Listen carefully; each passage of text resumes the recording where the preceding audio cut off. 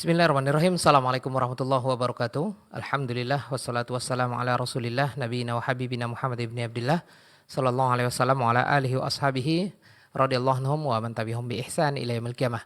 Ayol ikhwah mustami'in wal mustami'at pendengar radio Hidayah 103.4 FM di Kota Pekanbaru dan sekitarnya atau yang mendengarkan melalui streaming kami www.radiohidayah.com dimanapun Anda berada.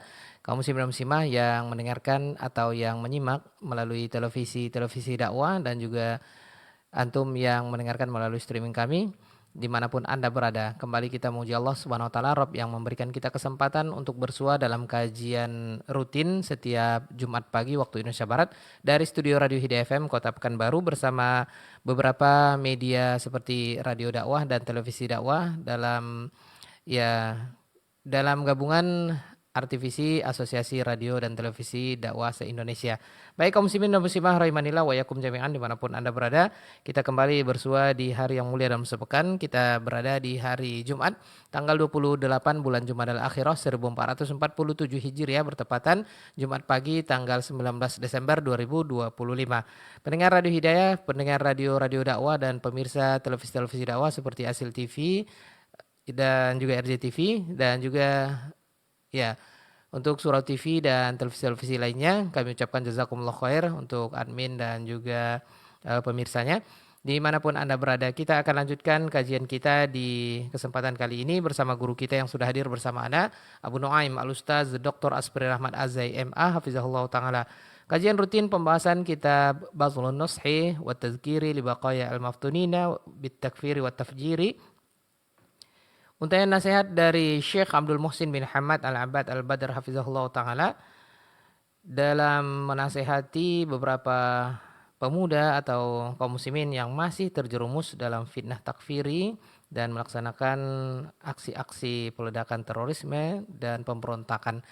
Dan kaum muslimin dan muslimah, kitab ini adalah untayan atau kumpulan nasihat-nasihat beliau Syekh Abdul Muhsin bin Hamad Al-Abbad Al-Badr Hafizahullah Ta'ala yang rutin dibacakan oleh guru kita dan beliau akan melanjutkan pembahasannya. Sebelum kita dengarkan lanjutan pembahasannya, kita buka dulu dengan sapaan hangat. Sudah hadir bersama Anda guru kita Abu Nuaim Al-Ustaz Dr. Asbri Rahmat Azai MA Hafizahullah Ta'ala. Assalamualaikum ya Ustazana. Waalaikumsalam warahmatullah. Kaifa haluka ya Ustazana? بخير والحمد لله كيف حالك أبا عوني الله ونحن بخير أيضا يا أستاذنا حياك الله وبارك الله فيك Nah, wa fika barakallah ya Ustazana wa barakallahu fikum pemirsa dan pendengar dimanapun Anda berada. Kita akan lanjutkan pembahasannya. Sebelumnya kita kembali mengucapkan turut berduka ya. Kurang lebih hampir 1 bulan sudah tragedi bencana banjir dan longsor di 3 provinsi di ujung Sumatera yaitu Nangro Aceh Darussalam Sumatera Utara dan juga Provinsi Sumatera Barat. Taib kaum muslimin dan muslimah rahimanillah wa yakum jami'an. Kita dengarkan ini dia untayan nasihat Syekh Abdul Muhsin bin Hamad Al-Abbad Al-Badr Hafizahullah Ta'ala berikutnya. Kita dengarkan dan kita saksikan bersama kepada guru kita Abu Nuaim Al-Ustaz Dr. Asbri Rahmat Azai MA Hafizahullah. Tafadhal mashkura. بسم الله الرحمن الرحيم الحمد لله رب العالمين والصلاة والسلام على أشرف الأنبياء والمرسلين نبينا ورسولنا محمد وعلى آله وأصحابه ومن تبعهم بإحسان إلى يوم الدين اللهم انفعنا بما علمتنا وعلمنا ما ينفعنا وزدنا علما وأصلح لنا شأننا كله ولا تكلنا إلى أنفسنا طرفة عين أما بعد kaum muslimin, kaum muslimat, para ikhwan dan akhwat rahimani wa rahimakumullahu jami'an. Alhamdulillah kita kembali bersama melalui berbagai media berkumpul di majelis ini. Semoga majelis ini menjadi majelis yang berkah, menjadi majelis yang diridhai oleh Allah, penyebab berlipat gandanya pahala kita dari Allah Subhanahu wa taala. Untuk melanjutkan membaca kitab guru kita Syekh Abdul Muhsin bin Hamad Al-Badr hafizahullah taala yang berjudul Bazlun Nushi wa Tadhkiri لبقايا المفتونين بالتكفير والتفجير. Untayan nasihat dan peringatan buat mereka-mereka yang masih terjerumus ke dalam fitnah, takfir dan tindakan terorisme. Pembahasan kita pada kesempatan ini masuk ke pembahasan yang baru yang beliau beri judul Khurujus Syababil Maftunin Anit Ta'ati wa Mufaraqatuhum Al-Jama'ah. Khuruju Asyababil Maftunin Anit Ta'ah wa Mufaraqatuhum Lil Jama'ah. Mereka, para pemuda-pemuda yang terjerumus kepada fitnah itu telah melakukan tindakan khuruj yaitu mengeluarkan diri dari ketaatan tentunya kepada pemimpin kaum muslimin. Kemudian juga mengandung pemisahan diri dari persatuan kaum muslimin. Inilah tindakan mereka. Keluar dari ketaatan kepada penguasa, pemimpin kaum muslimin, sekaligus memisahkan diri dari persatuan kaum muslimin. Ini tindakan yang bertentangan dengan tuntunan dan arahan agama, bertentangan dengan dalil-dalil dari agama. Ini sudah merupakan kekeliruan, ini merupakan penyimpangan yang mereka lakukan. Sikap mereka merupakan khuruj anit ta'ah, keluar dari ketaatan kepada pemimpin yang sah. Kemudian yang kedua, memisahkan diri dari persatuan kaum muslimin. Mentaati pemimpin dan meletakkan serta memposisikan diri di dalam persatuan kaum muslimin, ini adalah perintah agama. Sementara menentang kedua-duanya dengan melepaskan ketaatan dari pemimpin, kemudian memisahkan diri dari persatuan kaum muslimin, ini adalah penyimpangan dan kesalahan yang sangat fatal. Ini dijelaskan oleh beliau dengan dalil-dalil di bawah pembahasan ini. Kata penulis, hafizahullah, istafadat an-nususu syar'iyyatu wa aqwalus salafi fi as-sam'i wat-ta'ati li a'immatil muslimin wa luzumi jama'atihim وتحريم الخروج على الولاة ومفارقة الجماعة. Telah banyak dalil-dalil, nas-nas syariat, perkataan-perkataan salaf tentang as-sam'u wat-ta'ah, mendengar dan mentaati pemimpin kaum muslimin. Juga sudah banyak dalil-dalil dari agama dan juga perkataan para ulama tentang kemestian menjaga persatuan dan haramnya melepaskan ketaatan terhadap pemimpin, dan juga haramnya memisahkan diri dari persatuan kaum muslimin. Wa min dzalika, di antara dalil-dalil tersebut, qauluhu sallallahu alaihi wasallam, hadis Nabi alaihi salatu wassalam, man kharaja min at-ta'ati wa faraqa al-jama'ata famat mata mitatan jahiliyah wa man qatala tahta rayatin ummiyah yaghdabu li'asabatin aw yad'u ila asabatin أو ينصر عصبة فقتل فقتلة جاهلية ومن خرج على أمتي يضرب برها وفاجرها ولا يتحاشى من مؤمنها ولا يفي لذي عهد عهده فليس مني ولست منه فليس مني ولست منه rawahu Muslim. Ini hadis pertama tentang penjelasan bahwa tindakan para pemuda-pemuda tersebut merupakan tindakan melepas diri dari ketaatan kepada pemimpin, kemudian memisahkan diri dari persatuan kaum muslimin, yang mana kedua hal tersebut merupakan larangan agama.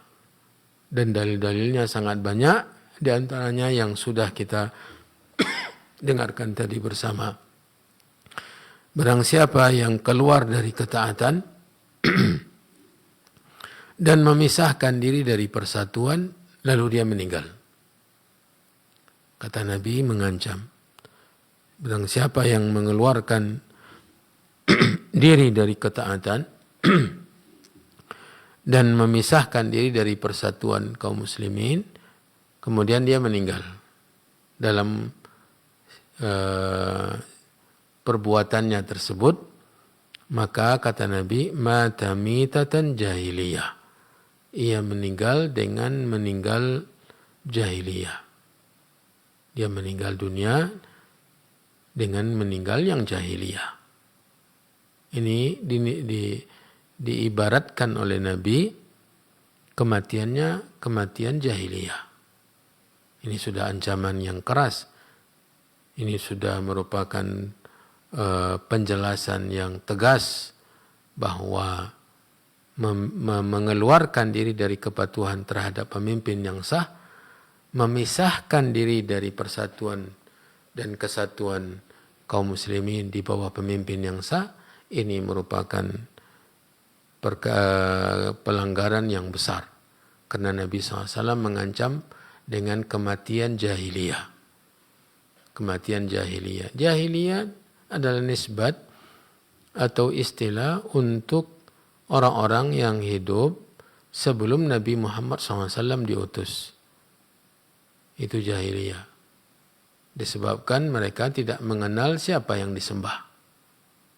Menyembah apa yang tidak berhak disembah. Sehingga dinamakan dengan jahiliyah. Bukan karena mereka orang-orang bodoh, tetapi karena mereka tidak mengenali sebenarnya siapakah yang benar-benar berhak menerima ibadah, yaitu Allah Subhanahu wa taala.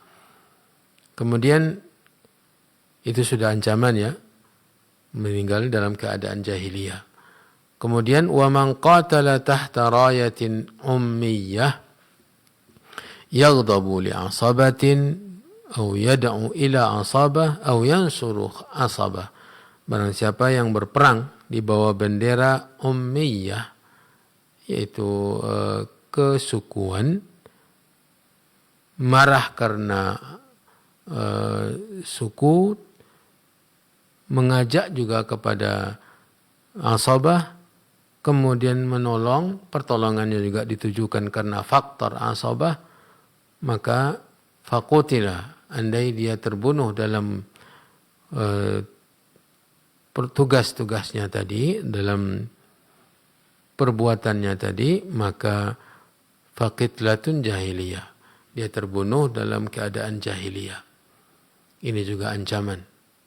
Berperang di jalan Allah, dia bawa bendera la ilaha illallah, menegakkan tauhid, memberantas kesyirikan, sebagaimana yang terjadi dari peperangan di zaman Nabi SAW. Perang Badar, perang Uhud, perang Khandaq, penaklukan kota Mekah, perang Hunain, dan perang-perang yang lain. Terakhir perang Tabuk yang dihadiri langsung oleh Nabi SAW di tahun ke-9 Hijriah. Ini juga termasuk peperangan yang syar'i. Itu membela agama Allah Subhanahu wa taala. Kemudian waman kharaja ala ummati yadribu barraha wa fajiraha. Siapa yang memberontak, kharaja ala, yaitu memberontak, ya, terhadap umatku, ia membunuh yang baik ataupun yang buruk. Yang baik maksudnya orang yang baik-baik dan juga orang-orang yang jahat-jahat. Jadi tidak ia bedakan mana yang baik, mana yang jahat.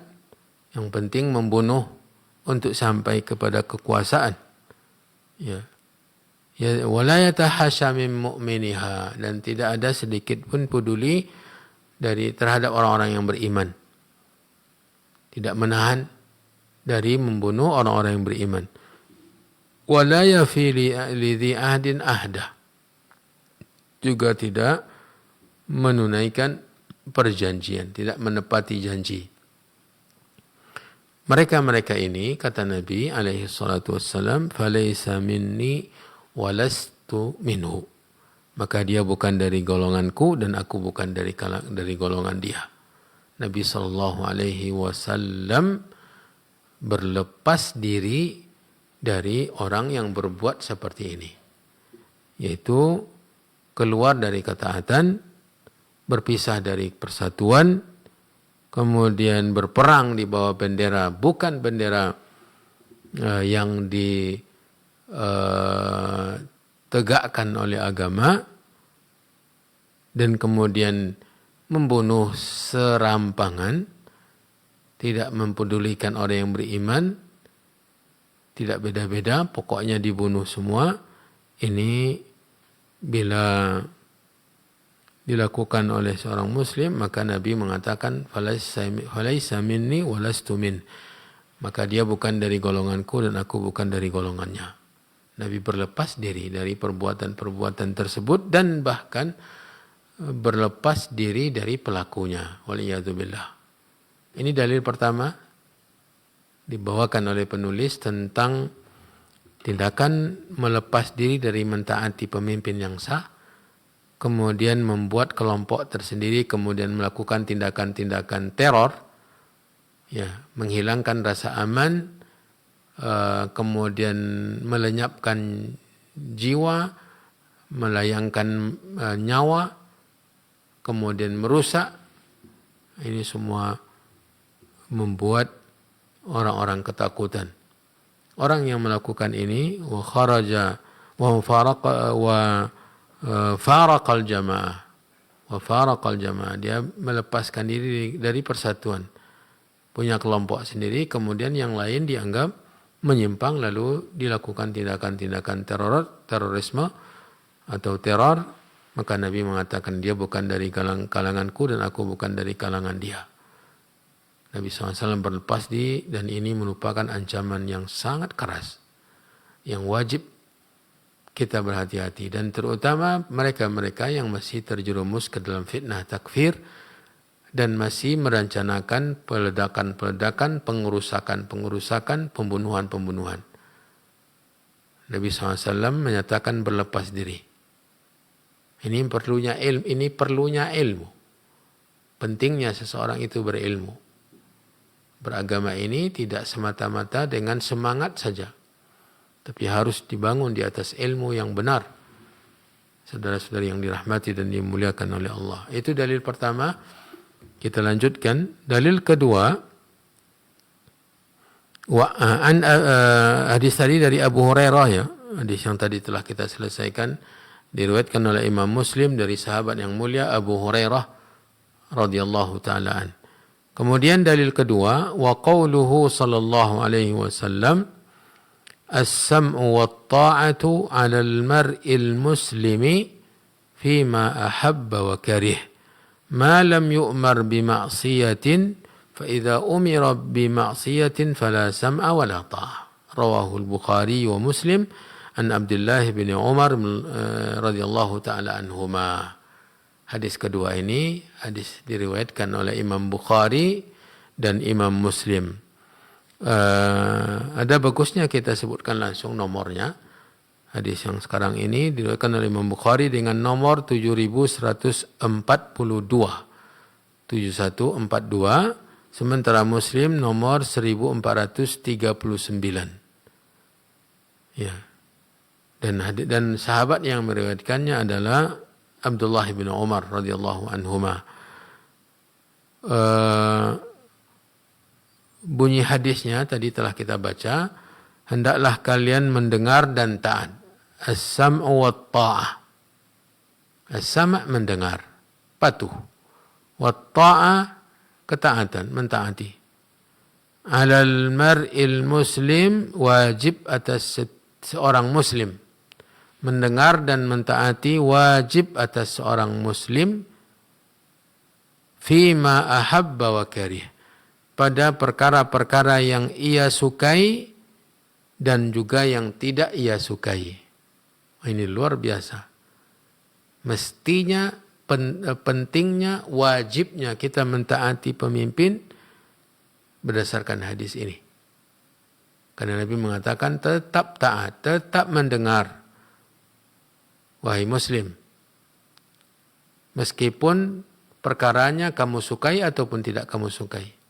Biasanya kalau kita tidak mau taat karena yang diputuskan oleh pemimpin, yang dilakukan oleh pemimpin adalah sesuatu yang kita tidak menyukainya. Karena memang pemimpin itu manusia, biasa. Pasti ada kesalahannya, pasti ada kekurangannya. Andai dia malaikat, mungkin saja. Tapi dia manusia. Pasti ada kekeliruan, ada kealpaan, ada yang belum terjangkau oleh berita, oleh dia dalam mendapatkan berita. Maka bisa jadi dia melakukan kesalahan. Ketika kesalahan tersebut terjadi, maka seorang muslim tetap patuh dan tetap mendengar. Apalagi kalau dia menyuruh perkara-perkara yang kita sangat tidak menyukainya. Dalam hal ini kita tetap mesti mentaati perintahnya. Selama tidak bertentangan dengan perintah Allah, perintah Rasulnya sallallahu alaihi wasallam. Fima ahabba wa karih ma lam yu'mar bi ma'siyah. Selama tidak ia memerintah untuk berbuat maksiat. Selama tidak ada perintah berbuat maksiat, maka hendaklah setiap muslim mendengar dan menaati. Kata siapa ini? Kata Nabi alaihi salatu wassalam. Ini bukan disusun oleh para ulama. Ini Nabi yang menyarankannya. Nasihat manusia yang paling mencintai kita. Dan nasihatnya itu paling sempurna. As-sam'u wa ta'ah 'alal mar'il muslim fima ahabba wa karih. Tetap taat, tetap mendengar merupakan kewajiban seorang muslim pada perkara yang ia sukai dan pada perkara yang tidak dia sukai. Ya. Hadis tadi ini diriwayatkan Bukhari Muslim dari sahabat Abdullah bin Umar. Kemudian yang ketiga, dalil yang ketiga,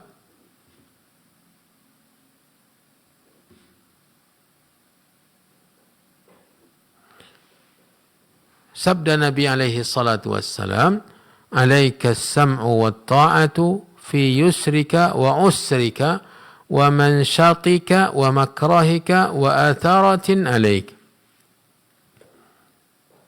Wa atharatin alaik. Hendaklah engkau mendengar dan menaati pada hal-hal yang mudah bagimu dan juga yang susah bagimu melakukannya. Tetap taat. Sekalipun mungkin memberatkan sekali perintahnya, tetap ditaati. Wa manshatika wa makrahika. Pada perkara yang membuat engkau suka ataupun yang engkau tidak sukai. Kedua-duanya mesti engkau taati. Bahkan wa atharatin alaik. Bahkan bila terjadi kezaliman terhadapmu, didahulukan yang lain dalam mendapatkan hak mereka daripada engkau, sementara engkau tidak juga mendapatkan. Tidak juga mendapatkan bantuan tersebut, ya, maka walau dalam kondisi seperti itu tetap wajib taat dan mendengar. Wa atharatin alaik, yang melakukan tindakan merugikanmu dan mendahulukan yang lain. Ya. Hadis ini diriwayatkan oleh Imam Muslim nomor 1836 sebelum hadis di atasnya. Hadis di atas 1839. 3 hadis di bawahnya adalah hadis yang sekarang. Hadis alaika sam'u wa ta'a fi yusrika wa usrika wa manshatika wa makrahika wa asaratin alaik. Manshat dengan makra adalah perkara-perkara yang manshat itu yang kamu sukai, yang menyenangkanmu, maka kamu taat. Begitu juga pada perkara-perkara yang tidak menyenangkan kamu. Selama tidak bertentangan dengan ketaatan kepada Allah, maka engkau wajib taat. Walaupun berat. Karena itu perintah Allah. Disuruh kita mentaati pemimpin. Wa ulil amri minkum. Ulil amri di sini al-umara wal ulama. Para pemimpin dunia dan juga para ulama yang mengurusi akhirat orang banyak. Diriwayatkan oleh Imam Muslim nomor 1836 dari hadis Abu Hurairah radhiyallahu taala an. Sudah 3 hadis, ini semuanya berkenaan dengan wajibnya taat. Sebenarnya harus kita sebarluaskan hadis-hadis ini. Semuanya hadis sahih.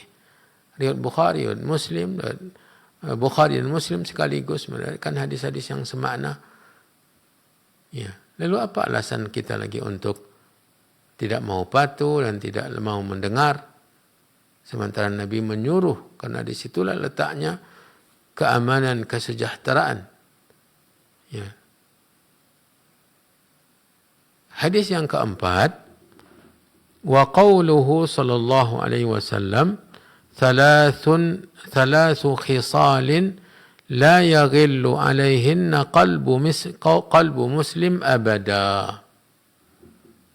Thalathu khisalin la yaghillu alaihinna qalbu muslim abada. Ada 3 perbuatan yang tidak dengki atasnya hati seorang muslim selama-lamanya. Ya. Yang pertama, ikhlasul amali lillah, mengikhlaskan amalan karena Allah. Ya.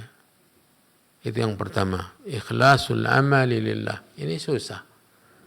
Makanya dijadikan dan makanya menjadi salah satu dari upaya untuk menghilangkan sifat buruk di dalam kalbu kita.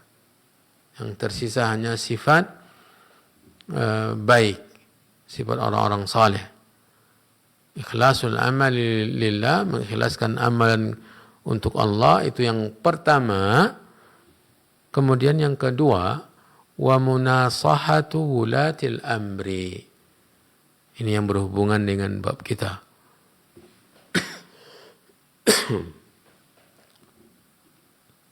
Dan menasihati penguasa, pemimpin. Menasihati pemimpin. Ini tentu tidak akan ada masalah dengki di sini. Karena apalagi ikhlas yang pertama tadi. Yang kedua, menasihati pemimpin kaum muslimin. Nasihat 4 mata. Menyurati atau menasihat 4 mata. Tidak akan ada unsur atau kepentingan apa-apa. Kecuali hanya kemaslahatan penguasa dan juga kemaslahatan masyarakat umum. Yang kedua tadi, wa munasahatu wulatil amri, menasihati para pemimpin.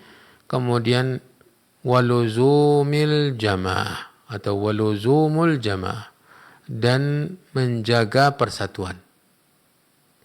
Yang pertama ikhlas, yang kedua menasihati pemimpin, yang ketiga menjaga persatuan dan kesatuan kaum muslimin.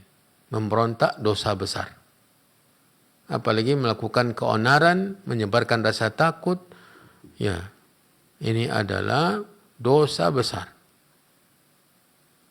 Ini hadis keempat, saudara-saudara yang dirahmati dan dimuliakan oleh Allah. Kemudian kata Nabi, fa inna da'watahum tuhitu min waraihim. Menjaga persatuan kaum muslimin, menjaga selalu berada di atas persatuan kaum muslimin, sesungguhnya doa mereka selalu berkeliling ya di sekitar mereka. Jadi tidak jauh-jauh doa yang akan dikabulkan oleh Allah.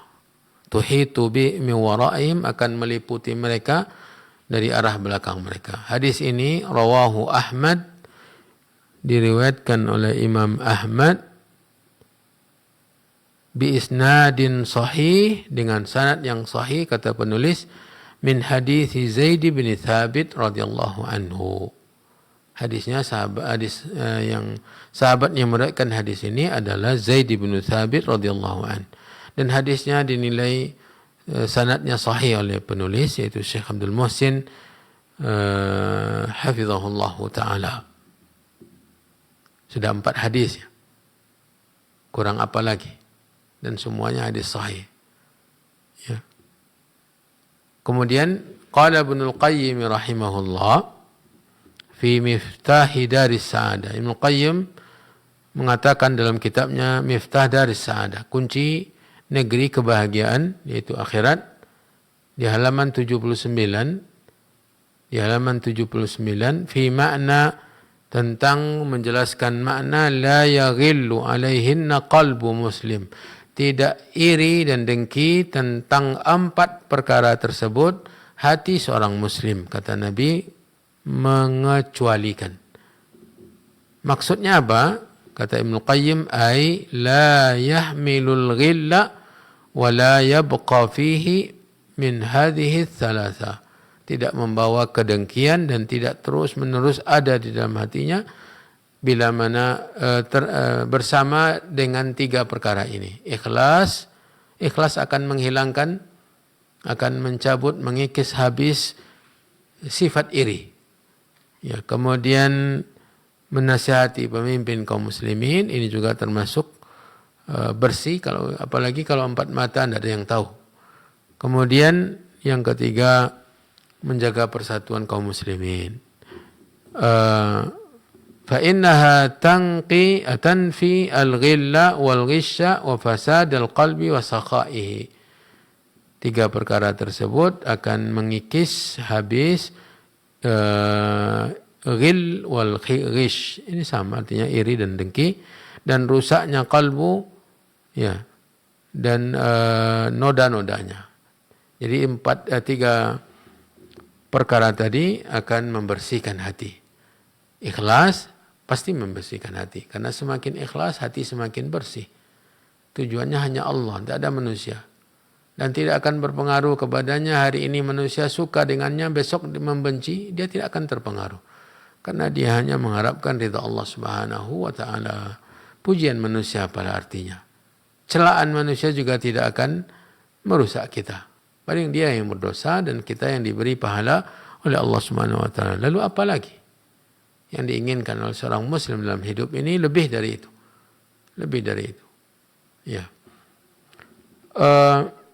Ila anqal, sampai beliau mengatakan, Ibnu Qayyim dalam kitabnya Miftah Daris Sa'adah, wa qawluhu wa munasahatu a'immatal muslimin, menasihati pemimpin kaum muslimin, hadza aidan munafin lil ghilli wal ghish, ini juga menghilangkan rasa iri dan dengki. Fa inna nasihata la tujami'ul ghilla, sesungguhnya nasihat tidak akan bergabung dengan iri. Nasihat yang benar tidak akan ada dalam hati pemberi nasihat tersebut rasa iri dan dengki. Bila masih ada iri dan dengki, maka nasihatnya tidak akan terpengaruh. Bisa jadi tidak diterima oleh orang yang dinasihati karena dia bukan karena Allah Subhanahu wa taala. Idh hiya dhidduh, ghil dengan apa?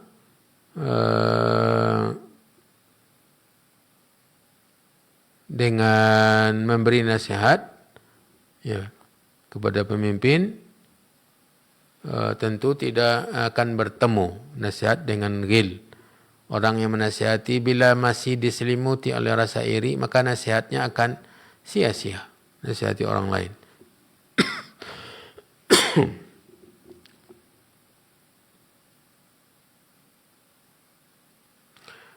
Faman nasaha al-a'immata wal ummah, faqad bari'a minal ghil. Siapa yang mengambil komitmen untuk menasihati para pemimpin dan juga keumuman kaum muslimin, maka dia secara tidak langsung atau secara tidak disadarinya telah melepaskan sifat iri dan dengki dari dalam kalbunya. Ya, dari dalam kalbunya. Ya, karena 3 sifat tadi menghilangkan rasa iri, melenyapkan rasa dengki di hati seorang muslim. Ya. Waluzumu jama'atihim, dan melazimi persatuan kaum muslimin. Hadza aidan mimma yutahhiru al-qalba min al-qil wal ghish. Menjaga persatuan juga membersihkan kalbu dari iri dan dengki. Fa in sahabahu liluzumihi jama'atal muslimin fa inna sahibahu liluzumi jama'atil muslimin yuhibbu lahum ma yuhibbu li nafsihi wa yakrahu lahum ma yakrahu laha wa yasu'uhu ma yasu'uhum wa yasurruhu ma yasurruhum. Karena orang yang sudah menjaga persatuan kaum muslimin pasti dia akan mencintai kebaikan untuk mereka selama dia mencintai kebaikan untuk dirinya. Begitu juga sebaliknya. Ya. Membenci untuk kaum muslimin apa yang tidak disukai menimpanya, dan juga yang lain-lain. Ya, dia bahagia ketika saudaranya bahagia. Dia menderita ketika melihat saudaranya tersiksa atau menderita pula. Inilah keadaan orang yang hatinya tidak ada dihinggapi oleh ghil dan ghish, iri dan dengki. Qala al-Imam Ahmad, berkata Imam Ahmad, fi i'tiqadihi, dalam kitabnya al-i'tiqad, kama fi sunnah lil-Lakai, sebagaimana di dalam kitab as-sunnah karangan al-Lakai, maksudnya usul i'tiqad, ya, usul i'tiqad ahli sunnah. Ya. Wa man kharaja ala imamil muslimin wa qad kana an-nasu tama'u alayhi wa aqarru lahu bil khilafati بأي وجه كان بالرضا أو بالغلبة فقد شق هذا الخارج عصى المسلمين وخالف الآثار عن رسول الله صلى الله عليه وسلم فإن مات الخارج عليه مات ميتة جاهلية ولا يحل قتال السلطان والخروج عليه لأحد من الناس فمن فعل ذلك فهو مبتدئ على غير السنة والطريق. Ini perkataan Imam Ahmad. Ini perkataan Imam Ahmad yang meninggal di pertengahan abad ketiga Hijriah, 200 sekian. Rahimahullahu ta'ala. Artinya barang siapa yang keluar dari pemimpin kaum muslimin sementara rakyat bersatu menyepakati bahwa dia yang berhak jadi pemimpin, mereka yang bersepakat menerimanya sebagai pemimpin, ya, baik dengan cara ridha maupun dengan cara ghalaba, mengalahkan, ya, militer misalnya, kemudian dia berperang sebentar, kemudian dia urus kembali urusan sehingga baik lagi keadaan, maka dia jadi pemimpin yang sah. Maka keluar dari ketaatan kepada mereka ini adalah mengancam pelakunya meninggal dunia dalam keadaan jahiliyah. Para jamaah kaum muslimin, kaum muslimat yang dirahmati dan dimuliakan oleh Allah, ini yang mungkin bisa kita baca pada kesempatan ini. InsyaAllah tentang pembahasan ini kita akan lanjutkan membacanya pada pertemuan yang akan datang. Wallahu ta'ala waliyut taufiq. Saya kembalikan kepada akhi Abu Auni. Ya, nah, jazakallahu khairan kita ucapkan kepada guru kita Abu Nuaim Al-Ustaz Dr. Hasbir Rahmat Az-MA Hafizahullah Ta'ala, yang sudah melanjutkan untaian nasihat dari Syekh Abdul Muhsin bin Hamad Al-Abad Al-Badr Hafizahullah Ta'ala kepada saudara-saudari kita yang masih terjerumus dalam fitnah takfiri dan juga aksi-aksi peledakan terorisme. Baik kaum muslimah, kita akan lanjutkan dengan sesi tanya jawab. Silakan bagi Anda yang ingin bertanya melalui dengan tema pembahasan atau mungkin tema yang lainnya, atau mungkin pertanyaan di luar tema maksud saya. Baik kaum muslimin muslimah, kita angkat dulu untuk telepon yang sudah masuk. Baik, kita akan angkat penanya yang pertama, sudah ada di ujung telepon. Assalamualaikum. Waalaikumsalam warahmatullahi wabarakatuh, Abu. Dengan siapa Ibu, di mana? Hamba Allah Pekanbaru. Masya Allah, Ibu hamba Allah di Pekanbaru. Silakan Ibu. Assalamualaikum warahmatullahi wabarakatuh, Ustaz. Ya, mohon maaf Ibu sedikit menjauh dari pesawat radio. Ya, Iya, supaya iya. tidak storing ya Ibu ya. Baik, silakan dilanjutkan pertanyaannya Ibu. Gini Ustaz, saya mendengar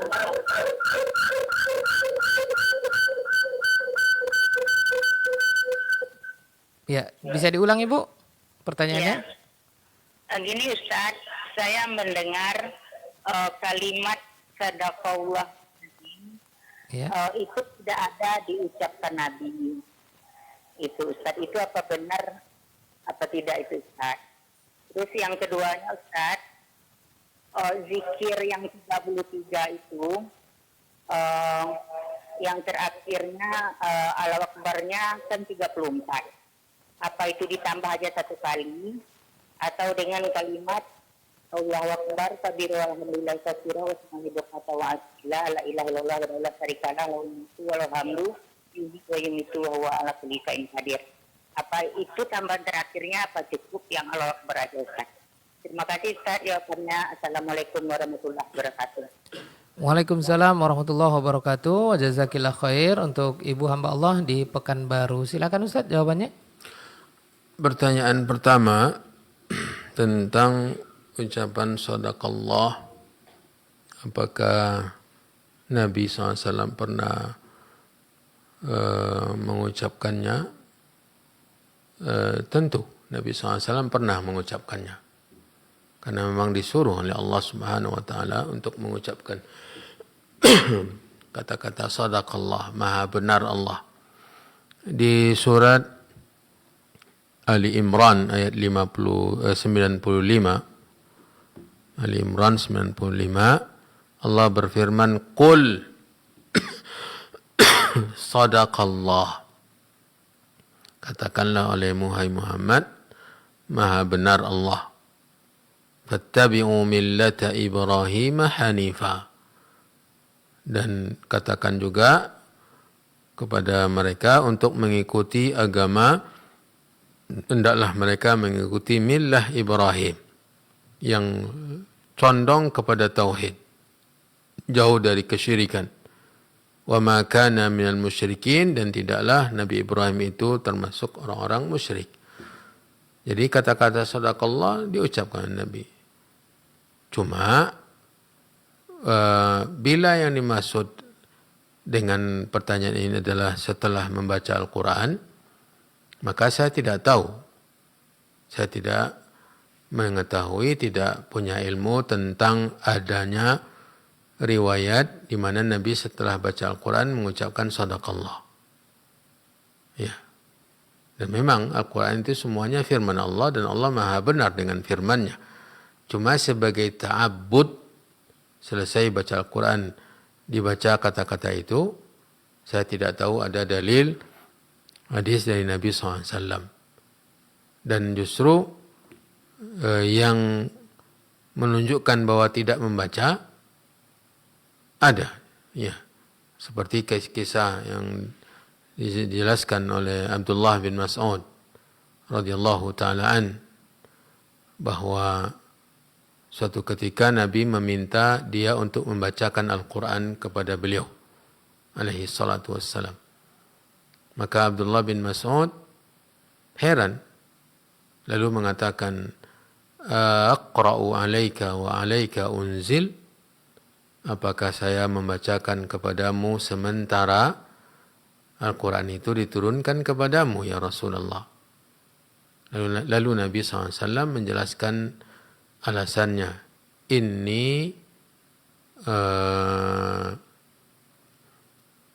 uhibbu an asma'ahu min ghairi, atau inni ashtahi an asma'ahu min ghairi, sesungguhnya saya sangat menginginkan mendengarkan bacaan Al-Quran dari orang lain, itu menyimaknya Maka dibacalah oleh Abdullah bin Mas'ud surat An-Nisa, dibuka dari awal oleh beliau.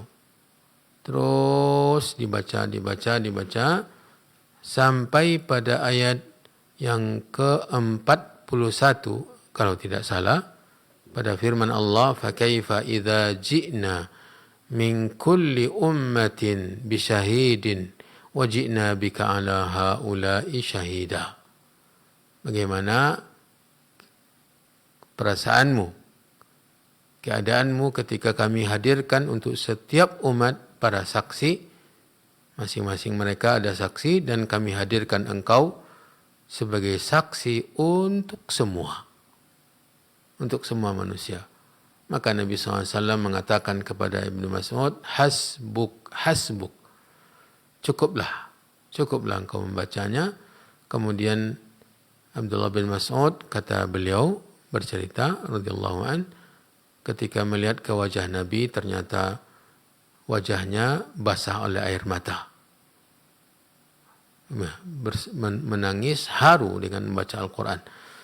Ya, mengagungkan Allah, mencintai Allah Subhanahu wa taala. Dalam kasus ini tidak ada, kalau seandainya memang itu disunnahkan oleh Nabi, maka dia akan menyuruh Abdullah bin Mas'ud mengucapkan qul sadaqallah. Tidak sama sekali. Ini justru menjadi dalil bahwa Nabi SAW tidak membacanya setelah selesai dari membaca kitabullah, Al-Quran.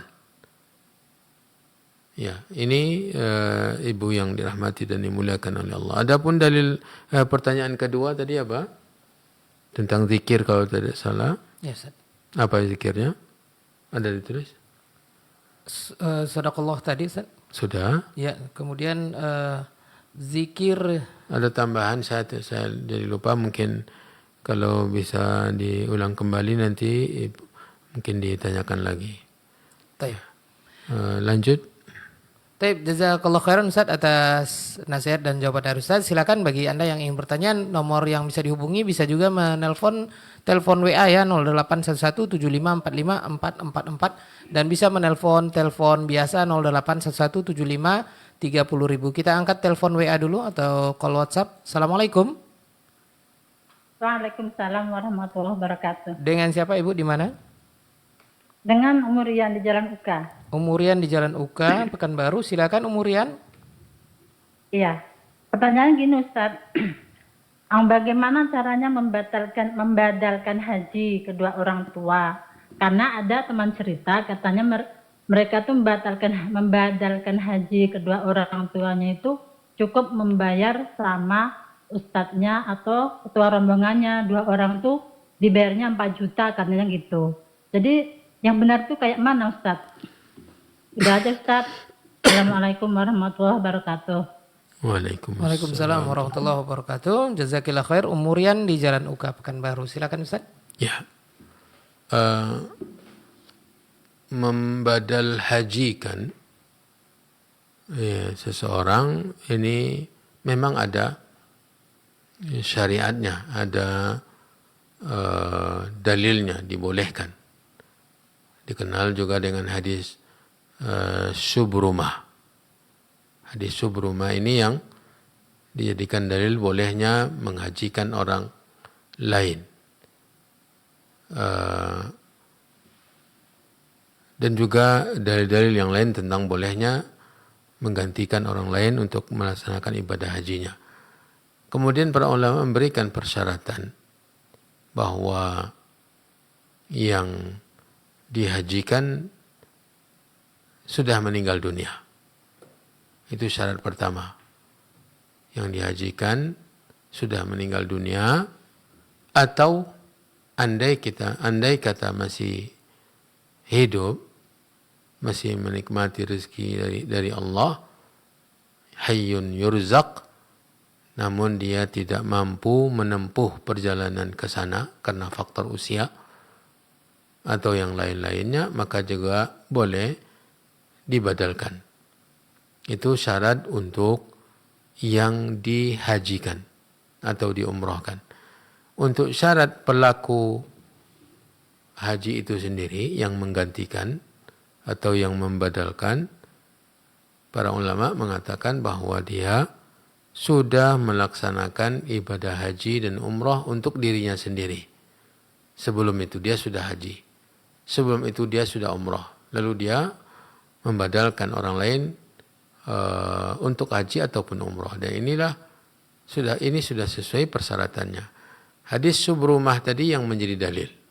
Ketika terdengar oleh Nabi, lafaz talbiyah, labbaik Allahumma hajjatan an subrumah, saya penuhi panggilanmu melaksanakan ibadah haji untuk subrumah.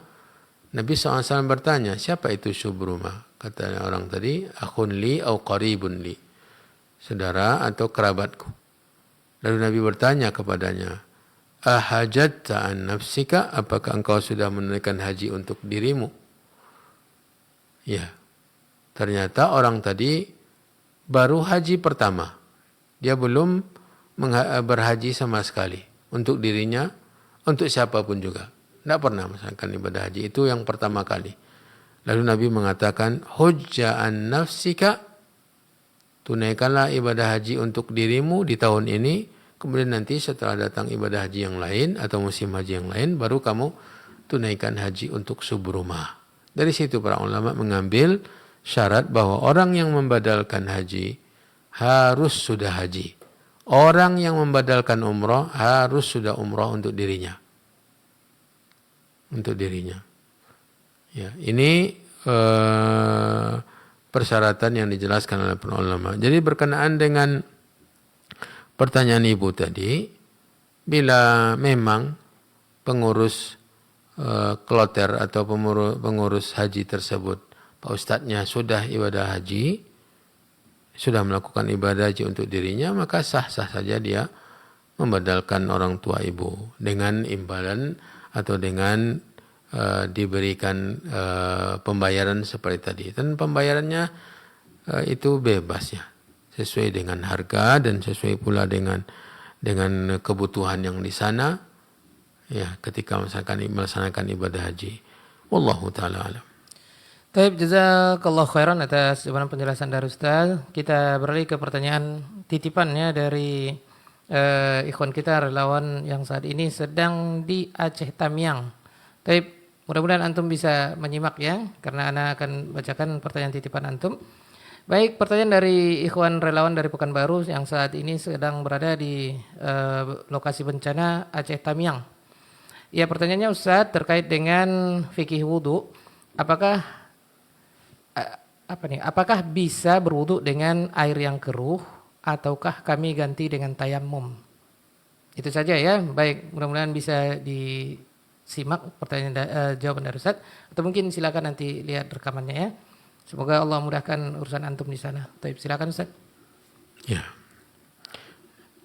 Yang pertama saya mengucapkan jazakumullahu khairan kepada para ikhwah Pekanbaru yang di Aceh Tamiang sekarang ini berpindah dari tempat ke tempat. Semoga Allah selalu menjaga dan memberi kesehatan dan kekuatan. Kemudian tentang berwudu, bila memang tidak ada sama sekali air yang lain yang bisa difungsikan untuk berwudu, maka air yang sudah bercampur tanah tersebut bisa dijadikan sebagai sarana berwudu. Jadi gunakanlah air tersebut karena dia tidak berubah statusnya dari air, tetap sebagai air. Ya, bila tidak ada air yang jernih. Dan saya rasa untuk kedepannya di air yang telah bercampur itu dikumpulkan di suatu wadah, nanti dia akan akan turun lumpurnya dan akhirnya akan naik ke permukaan.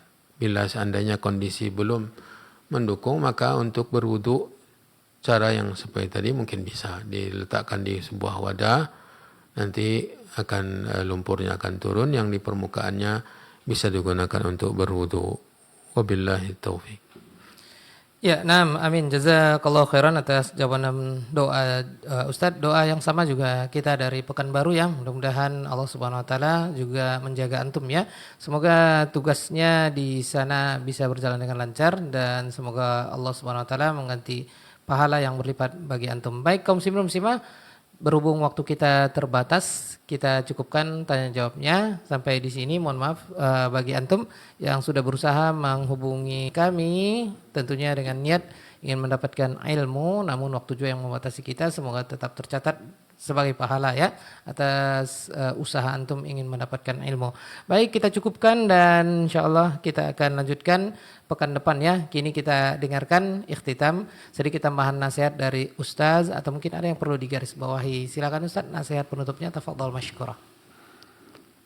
Baik, kaum muslimin, kaum muslimat yang dirahmati dan dimuliakan oleh Allah Subhanahu wa taala, terkait dengan dalil-dalil yang dibawakan oleh penulis tadi tentang haramnya melepas ketaatan kepada pemimpin yang sah dan haramnya memisahkan diri dari persatuan kaum muslimin.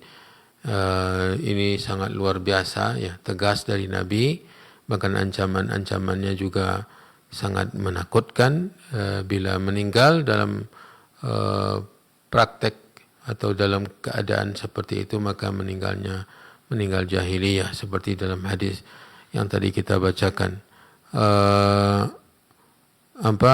Nas ya, kewajiban yang ditegaskan juga oleh hadis tadi, alai as-sam'u wa ta'a 'alal mar'il muslim, atau alaika as-sam'u wa ta'a, hendaklah engkau mentaati dan mendengar. Hendaklah engkau mentaati dan mendengar. Ini merupakan dalil-dalil kewajiban, sehingga bila diterapkan akan menjamin kebahagiaan, akan menjamin kebaikan yang luar biasa, stabilitas keamanan terjaga, tidak ada yang dikhawatirkan lagi karena semuanya mematuhi dan menjadikan pemimpin itu sebagai pengurus segala-galanya dalam urusan dunia. Dan mari kita berupaya untuk tetap berada di atas tuntunan Nabi kita Muhammad sallallahu alaihi wasallam. Wallahu taala waliyut taufik. Semoga Allah Subhanahu wa taala senantiasa menjaga negeri kita. Allahumma ihfaz biladana, Allahumma ihfaz biladana wa biladal muslimin. Allahumma ihfaz biladana wa biladal muslimin min kulli su'in wa makruhin wa fitnah. Allahumma aminna fi awtanina wa aslih a'immatana wa ulata umurina. Allahumma aslih a'immatana wa ulata umurina. اللهم وفق ولي أمرنا ونائبه لكل خير وصلاح وما فيه مصالح البلاد والعباد. اللهم من أرادنا وأراد بلادنا وأراد الإسلام والمسلمين فأسغله بنفسه واجعل تدبيره تدميرا عليه. اللهم رد كيده إلى نحره يا قوي يا عزيز يا متين. وصلى الله وسلم وبارك وأنعم على نبينا ورسولنا محمد وعلى آله وأصحابه ومن تبعهم بإحسان إلى يوم الدين. وآخر دعوانا أن الحمد لله رب العالمين. Nah, jazakallahu khairan kepada guru kita Abu Nuaim Al-Ustaz Dr. Asbri Rahmat Azai MA Hafizahullah Ta'ala yang sudah menutup kajian kita dengan tambahan nasihat. Dan kaum muslim dan muslimah, kita doakan semoga Allah Subhanahu wa taala juga memberikan kita kesempatan dan kemudahan untuk mempersiapkan yang sudah kita siapkan. Mudah-mudahan kita tambah ya, karena kurang lebih 2 bulan lagi kita akan memasuki bulan Quran ya, Syahrul Quran, Syahrul Ramadan, Syahrul Siyam. Taib kaum muslimin muslimah rahimanillah wa yakum jami'an. Sampai jumpa di Jumat pekan depan.